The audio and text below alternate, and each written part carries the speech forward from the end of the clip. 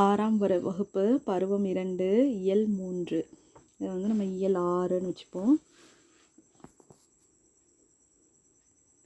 நானிலம் படைத்தவன். கல்லெடுத்து முள்ளெடுத்து காட்டு பெருவெளியை மல்லெடுத்து திண்டோல் மரத்தால் வளப்படுத்தி ஊராக்கி ஓங்கும் நகராக்கி நாடென்ற பேராக்கி வாழ்ந்த பெருமை அவன் பெற்றான். மாநிலத்தில் முல்லை மருதம் குறிஞ்சி நெய்தல் நானிலத்தை கண்ட பெரும் நாகரிக மாந்தன் அவன். ஆழ்கடல்தான் அஞ்சும் சமர்கடந்தான் சூழும் பனிமலையை சுற்றி கொடி பொறித்தான். முக்குளித்தான் ஆழிக்குள் முத்தெடுத்தான் தோணிக்குள் எக்களிப்பு மீதுற ஏலம் மிளகு முதற் பண்டங்களை ஏற்றி பயன் நல்கும் வாணிகத்தால் கண்டங்கள் சுற்றி களமேறி வந்தவன்தான். அஞ்சாமை மிக்கவன்தான். ஆனாலும் சான்றோர்கள் அஞ்சுவதை அஞ்சி அகற்றி விடுவான். எழுதியவர் முடியரசன். நானிலம் படைத்தவன் பாடலை எழுதியவர் முடியரசன்.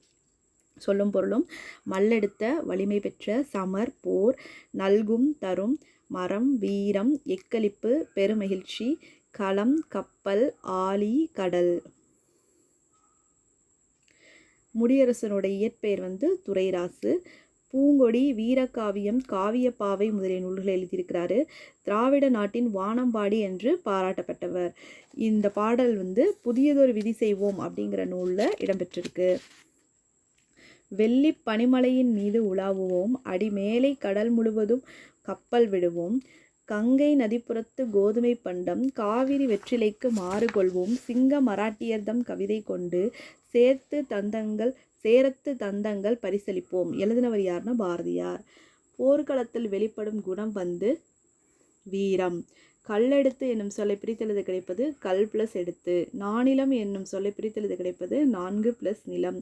நாடு பிளஸ் என்ற என்பதனை சேர்த்தெழுத கிடைக்கும் சொல் நாடென்ற. களம் பிளஸ் ஏரி என்ற சொல்லை சேர்த்தெழுத கிடைக்கும் சொல் களமேரி.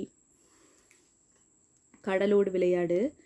விடிவெள்ளி நம் விளக்கு ஐலசா விரிகடலே பள்ளிக்கூடம் ஐலசா அடிக்கும் மலை நம் தோழன் ஐலசா அருமை மேகம் நமது குடை ஐலசா வெண்மணலே பஞ்சுமெத்தை ஐலசா விண்ணின் இடி காணும் கூத்து ஐலசா பாயும் புயல் நம் ஊஞ்சல் ஐலசா பனிமூட்டம் உடல் போர்வை ஐலசா காயும் கதிர் சுடற்கூரை ஐலசா கட்டுமரம் வாழும் வீடு ஐலசா மின்னல் வரி அரிச்சுவடி ஐலசா பிடிக்கும் மீன்கள் நம் பொருட்கள் ஐலசா முழுநிலவே கண்ணாடி ஐலசா மூச்சடக்கும் நீச்சல் யோகம் ஐலசா தொழும் தலைவன் பெருவானம் ஐலசா துணிவோடு தொழில் செய்வோம் ஐலசா.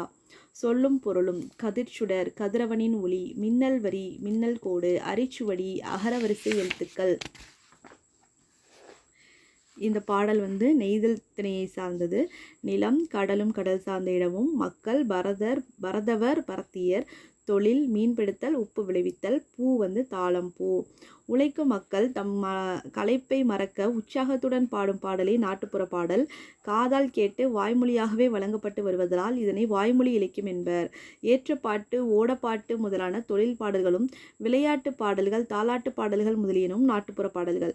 இந்த பாடல் சு சக்திவேல் தொகுத்த நாட்டுப்புற இயல் ஆய்வு அப்படிங்கிற நூலில் இடம்பெற்றிருக்கு. இது தொகுத்தவர் தான் சு சக்திவேல். கதிர் சுடர் என்னும் சொல்லை பிரித்தெழுத கிடைப்பது கதிர் பிளஸ் சுடர். மூச்சடக்கி என்னும் சொல்லை பிரித்தெழுத கிடைப்பது மூச்சு பிளஸ் அடக்கி. பெருமை பிளஸ் வானம் என்பதனை சேர்த்தெழுத கிடைக்கும் சொல் பெருவானம். அடிக்கும் பிளஸ் அலை என்பதனை சேர்த்தெழுத கிடைப்பது அடிக்கும் அலை. பொறுத்துக: விடிவெள்ளி விளக்கு மணல் பஞ்சுமெத்தை புயல் ஊஞ்சல் பனிமூட்டம் போர்வை. அடுத்து வளரும் வணிகம் உரைநடை பார்க்க போகிறோம்.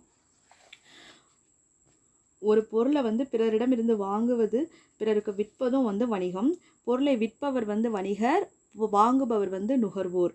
நம்மிடம் கூடுதலாக இருக்கும் பொருட்களை கொடுத்து நமக்கு தேவையான பொருளை வாங்கி கொள்வது பண்டமாற்று வணிகம். அடுத்து வணிகத்தை தரைவழி வணிகம் நீர்வழி வணிகம்னு பிரிக்கலாம். தரைவழியாக பொருளை கொண்டு செல்ல என்னென்ன பயன்படுத்தாங்க? எருது கழுதை குதிரை போன்ற விலங்குகளும் வண்டிகளும் பயன்படுத்தப்பட்டுச்சு. வணிகர்கள் வண்டிகளில் பொருளை ஏற்றி வெளியூருக்கு போகும்போது குழுவாகவே செல்லுவாங்க. இந்த குழுவை வணிகச்சாத்து அப்படின்னு சொல்லுவாங்க. கடல் வழியாக கப்பல் மூலம் பொருள்களை அனுப்புவதும் வரவழைக்கிறதும் நீர்வழி வணிகம். கப்பல்கள் நிற்கிற இடங்கள் துறைமுகங்கள். அந்த நகரங்கள் அந்த துறைமுகம் இருக்கக்கூடிய நகரங்களை பட்டினம் என்றும் பாக்கம் என்றும் குறிப்பிட்டனர். தமிழ்நாட்டோட தலைச்சிறந்த துறைமுகம் பூம்புகார். வணிகத்தை வந்து தனிநபர் வணிகம், நிறுவன வணிகம்னு பிரிக்கலாம்.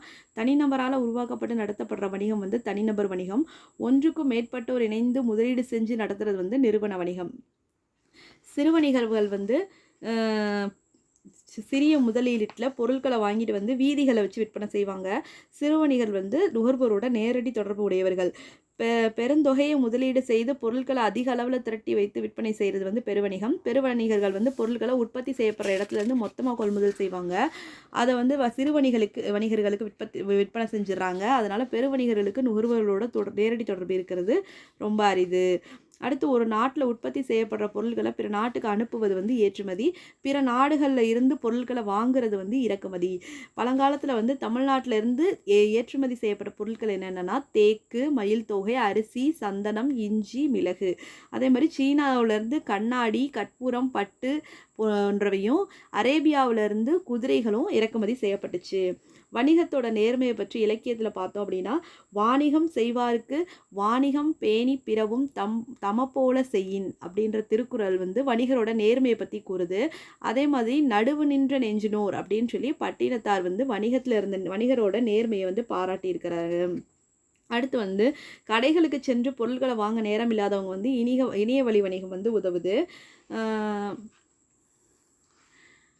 வணிகம் வந்து பண்டமாற்று முறையாக தொடங்கி அதுக்கப்புறம் பணத்தை பயன்படுத்துகிற முறையாக வளர்ந்து இன்றைக்கி வந்து மின்னணு பரிமாற்றம் செய்யும் அளவுக்கு வந்து வளர்ந்துருச்சு.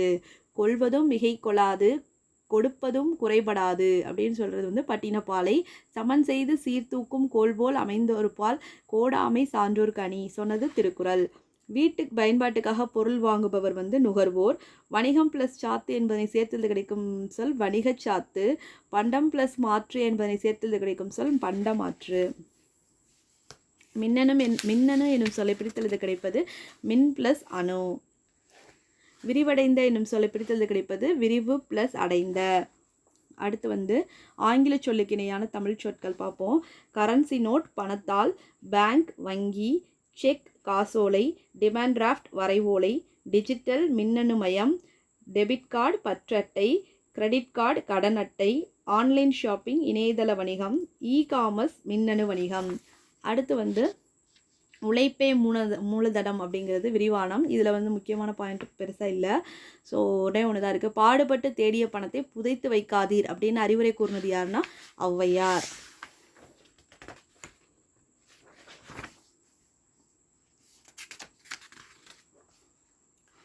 அடுத்து நம்ம பார்க்க போகிறது இலக்கணம், சுட்டெழுத்துக்கள், வினா எழுத்துக்கள். முதல்ல சுட்டெழுத்துக்கள் பார்க்க போகிறோம். ஒன்றை சுட்டி காட்ட வரும் எழுத்துக்களுக்கு வந்து சுட்டெழுத்து அப்படின்னு பேர். அ, இ, உ ஆகிய 3 எழுத்துக்களும் சுட்டெழுத்துக்கள். ஆனால் இப்போ வந்து நம்ம ஊவை வந்து சுட்டெழுத்தாக பயன்படுத்துறது இல்லை.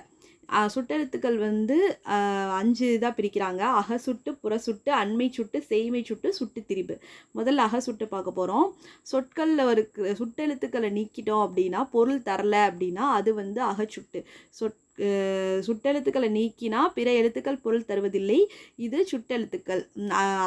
இது அகசுட்டு அப்படின்னு சொல்லுவோம். சுட்டெழுத்துக்கள் வந்து சொல்லின் உள்ளேயே இருந்து பொருளை தருது, அதனால அகச்சுட்டு எனப்படும்.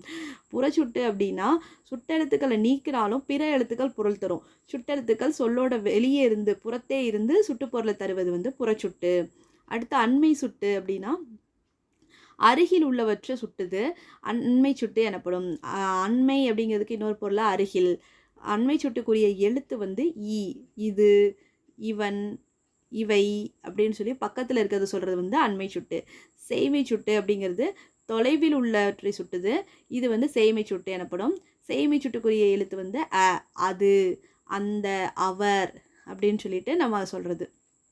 அருகில் உள்ளவற்றுக்கும் தொலைவில் உள்ளவற்றுக்கும் இடையில் இருப்பதை சுட்டி காட்ட ஊ என்ற சுட்டெழுத்து அந்த காலத்தில் பயன்படுத்தினாங்க. உது, உவன். சுட்டு திரிபு வந்து அம்மரம், இவ்வீடு அப்படிங்கிறது வந்து அந்த மரம், இந்த வீடு அப்படின்னு சொல்லி மாற்றம் பெற்று திரிந்து வர்றது வந்து சுட்டு திரிபு. அதான் சுட்டெழுத்துக்கள் மாற்றம் பெற்று திரிந்து அந்த, இந்த என வழங்குகின்றன. இதை வந்து சுட்டு திரிபுன்னு சொல்கிறோம். அ, இ சுட்டெழுத்துக்கள் அந்த, இந்த என திரிந்து சுட்டுப்பொருளை தருவது சுட்டு திரிபு எனப்படும். அடுத்து வினா எழுத்துக்கள். வினா பொருளை தரும் எழுத்துக்கள் வினா எழுத்துக்கள் என்று பெயர். சில வினா எழுத்துக்கள் முதல்ல வரும், சில வினா எழுத்துக்கள் இறுதியில் இடம்பெறும். இதில் வந்து வினா எழுத்துக்கள் வந்து மொத்தம் 5 கொடுத்துருக்காங்க. ஏ, யா, ஆ, ஓ, ஏ. மொழியோட முதல்ல வர்றது வந்து ஏ, யா. மொழியோட இறுதியில் வர்றது ஆ, ஓ. மொழியோட முதல்லையும் இறுதியிலையும் வருவது ஏ. அகவினா. இது வந்து வினா எழுத்துக்களை நீக்கணும் அப்படின்னா, பிற எழுத்துக்களுக்கு பொருள் இல்லை அப்படின்னா அது வந்து அகவினா. வினா எழுத்துக்கள் சொல்லின் அகத்தே இருந்து வினா பொருளை தருவது அகவினா எனப்படும். அதே மாதிரி வினா எழுத்துக்களை நீக்கினாலும் பொருள் தருது அப்படின்னா அது புறவினா. வினா எழுத்துக்கள் சொல்லின் புறத்தே வந்து வினா பொருளை தருவது புறவினா எனப்படும்.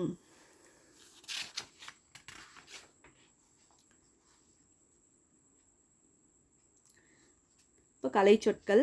பண்டம் கமாடிட்டி, பயண படகுகள் ஃபெரிஸ், பாரம்பரியம் ஹெரிட்டேஜ், நுகர்வோர் கன்சியூமர், கடற்பயணம் வாயேஜ், தொழில் முனைவோர் என்டர்பிரனர், கலப்படம் அடல்ட்ரேஷன், வணிகர் மெர்ச்சன்ட்.